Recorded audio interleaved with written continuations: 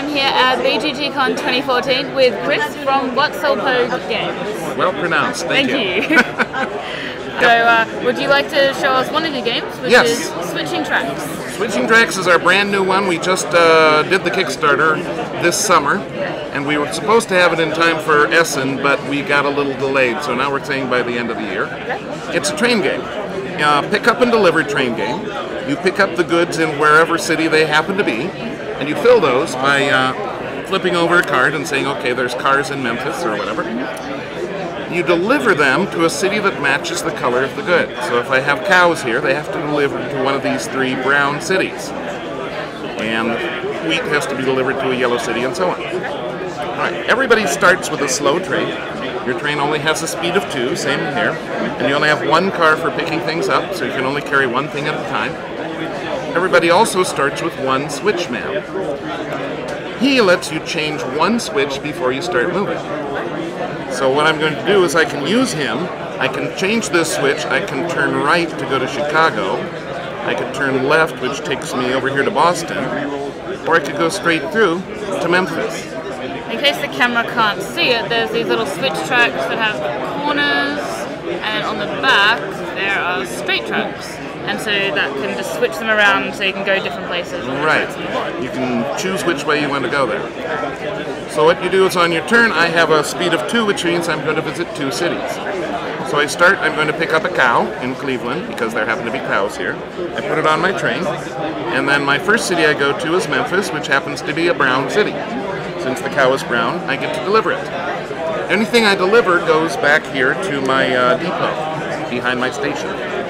And then I'll pick up a car, put that in my train, and I go to the second city, which I curve around here and end up in New Orleans. Now, New Orleans is yellow city, I can't deliver my car, and so you I have can't to wait. pick up 1 because you only have 1 good. Each can only have 1. So my turn is over, I can only visit 2 cities. Now, I will have been accumulating various goods back here. I can use those to upgrade my train. So if I spend 2 goods, any 2 goods, I can increase my speed. So instead of going 2, I can go 3 every turn. Or if I want to, I can spend 2 goods to increase my train's length. I can add on a flat car. Now I can carry 2 things at a time.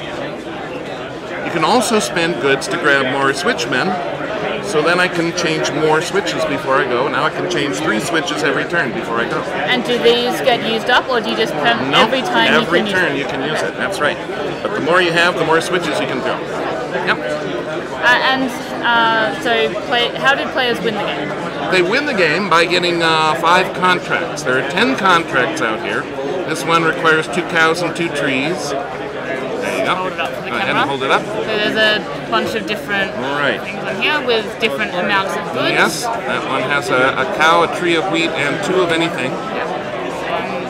So there's 10 different ones out there. So if I have the right things, if I had 2 cows and 2 trees in my depot, I would then throw them back into stock, and I would claim this contract, and the first player to get 5 contracts wins the game. Excellent. Also, is there an incentive to get the ones that require more goods? Well, sometimes it's easier to get 5 different goods than it is to get 3 trees, because all the 3s are 3 of a kind, so they're a little bit harder.